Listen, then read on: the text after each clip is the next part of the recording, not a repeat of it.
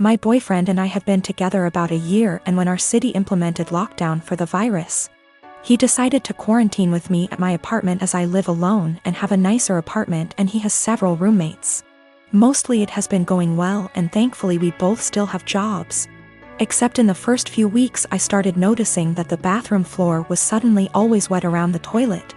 The sink is across the room from the toilet, so it's unlikely to be from the sink.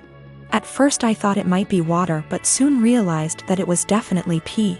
I asked boyfriend about it nicely, and he apologized and said sometimes he has bad aim. I asked him to try a little harder, and he said sure. The floor continued to be frequently spattered with piss. And a few weeks later I confronted him about it again because I think it's pretty gross to step in his pee several times a week. And it seems like an easy thing to fix. If he misses the toilet, I think the very least he could do is make sure to wipe it up with toilet paper or a Clorox wipe. The cleaning supplies even live in a cabinet directly over the toilet. He said sure, sorry, he would try to remember to do that. Another week has passed, and while maybe he's doing this sometimes, I've continued to step in splatters of his pee and wipe it off the floor and clean the floor several times a week.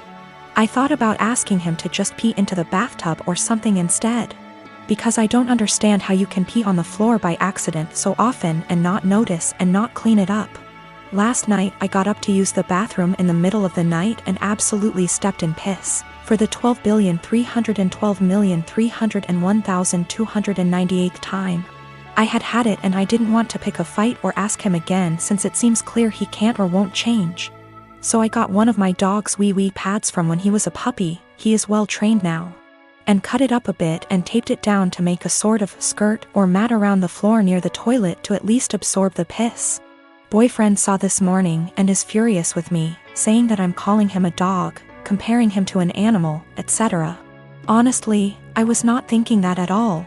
I just was trying to be resourceful and solve the problem for myself since I don't like piss on my bathroom floor, and don't like stepping in it. I didn't feel like arguing about it anymore. And putting a material specifically meant to absorb pee around the area he keeps peeing on by accident seemed like a practical solution. I travel for work, and my employer allows me to spend up to $100 /day on food. If I don't use it, I don't get to pocket the money. When traveling, I make sure to use the full $100 every day, so I'm eating very well. My wife is upset with me because I get to eat out for every meal at least 2 weeks a month. She says it isn't fair and I should just go to the grocery store and bring back food to my hotel. I've explained to her that it doesn't make sense since I don't get to keep the money if I don't use it. Every evening when I call her, she wants to know exactly what I ate. She can see the credit card statements reimbursed by employer, so she knows how much I spent. She'll see I spent $75 on dinner and start freaking out about how wasteful I am. I take her out for dinner at least 2 times a week when I'm in town, and she goes out several times a week with friends when I'm not in town. This whole thing just seems irrational, and it is really putting a strain on our relationship. I haven't gained any weight and am in great shape. I focus on quality of food much more than quantity. Most hotels have a small gym and / or a pool. I can't buy groceries or gift cards to bring home. It is against policy. I submit pictures of the receipts, so this wouldn't work. I track all my expenses and submit receipts for reimbursement weekly. I float the money for 7 days max. Usually I have around $3,000 to $4,000 in expenses per week, which we can make work without any issues since I pay for all my food, airfare, hotels, and car rentals myself. I collect an enormous amount of points and other perks. These points allow me to go on at least 2 vacations a year with my wife for next to nothing. We went to Spain early this year for 2 weeks and spent under $400 for the entire trip. Not using a company card is one of the best perks. Using a different credit card is not on the table. My wife and I have all our finances together. We both think it's important to be 100% transparent with money. We don't have any kids. She started a business selling Mary Kay a few years ago. She is working really hard to expand and find new customers. She likes the idea of being her own boss, and I try to do everything I can to support her. I'm rarely gone for 2 weeks at a time. Sometimes I'm gone for only 2 days. On average, a trip lasts 5 days, and I go on 3 a month. A lot are saying Mary Kay is a pyramid scheme. I don't really know that much about the details of the business. I see a lot of women selling makeup, candles, and diet-related products, so I thought this was normal. We've put in around $50,000 over the past 2 years. Most of the money goes towards buying inventory and training seminars. I'll have to do some research to see what is going on. My day-to-day is anything but glamorous. I've spent more time in the airport than I even care to think about. Things go wrong often on the logistical side. My work can be very stressful, but I've gotten very good at managing the workload. My boss encourages us to use the full expense amount. He understands the stress involved traveling so much. He's actually working on increasing the amount to $140//day because of inflation. I'm currently working part-time at a restaurant on my university's campus. I mostly work shifts with this one girl, we'll call her Anna, who is all for the body positivity movement. She embraces her body type and regularly posts inspiring quotes or images on her social media accounts. Personally, I have nothing against this at all. I am also in full support of treating and accepting everyone no matter their body type. However, I do believe that everyone should be healthy, eating right, exercising, taking care of their mental health, etc. Or at least attempting to be. I don't support those who use the body positivity movement as a cloak to shield and justify their unhealthy and damaging behaviors. However, despite being a supporter, Anna regularly comments on my body type. For example, I always bring food for my shifts since I personally think the food there is not the healthiest: burgers, fries, more fried food, etc. Anna will often say things like, "You should eat a burger, you could use a few extra pounds, honey." Or, "You look skinnier than last week.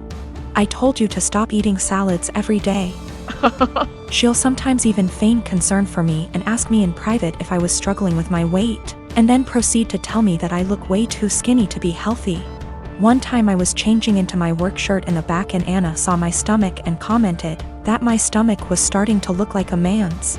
I have no idea what that even means, but I doubt it was a compliment. These hypocritical comments have pissed me off. I enjoy eating healthy and cooking my own meals, and I enjoy working out and staying toned. Anna, on the other hand, gorges herself on the food in our restaurant, drinks about 3 cans of Coke per shift, and does not work out. I don't think this is healthy. Finally, during yesterday's shift, this guy I kinda like came in to get some food, and I was super excited to see him. He turned out to be a bit cold towards me, and the whole event was a bit anticlimactic. Oh well. Anna witnessed the whole thing, and after he left, she said, "Maybe he's into Kuvya girls." I basically blew up at her and called her out for all of her hypocrisy. I asked how she could call herself a supporter of body positivity when she regularly shamed my body. Then I told her that she was unhealthy in many ways. I called her out on her eating habits. Bitter and jealous of others who are in control of their health and bodies, and deluded for believing that she is healthy and fit. She called me insecure and told me I was being rude. It was reaching the end of our shift, so I clocked out early and left so I didn't have to argue with her more. I was mad for a bit and told one of my best friends. She said that I was right and all, but that I was insensitive in the way I brought it up and suggested that I apologize. I'm standing my ground but want to hear other opinions as well. When my sister, Annie, was 18 and I was 21, she got pregnant and had a daughter, Sophie. She developed what we believe was postpartum depression, but was never diagnosed as she refused therapy. When Annie's school started up again, our mother took on all childcare of Sophie. As Mum took on more childcare, Annie seemed more like her old self, happy, outgoing, generally mentally healthy. Then within 6 months of Sophie's birth, Annie got pregnant again with another girl, Laura, and the cycle of PPD symptoms. Mum taking over, and Annie's mood improving repeated. When Laura was 2 and Sophie was 3, Annie decided to move out of our parents' home, alone, and said she wanted our parents to adopt/raise her daughters. They said no. Annie said she couldn't take care of the girls as she had her own life and being a parent made her miserable. My husband and I already had 4 kids of our own, we'd bonded with the girls, and we had the resources for 2 more. So we offered to take them in, and Annie let us legally adopt them before moving about 8 hours away. It's been about 5 years, and the kids are doing well. It was a rough start, but we're now a stable, loving, healthy family unit. Sophie and Laura are 7 and 8, and Annie has recently lost her job and had to move back in with our parents. Annie has now asked for custody of Sophie and Laura. I'm writing custody like that because it wouldn't be custody in the legal sense. As she willingly surrendered all legal rights to the girls and can't get them back, we checked with a lawyer. However, Annie wants the girls to live with her.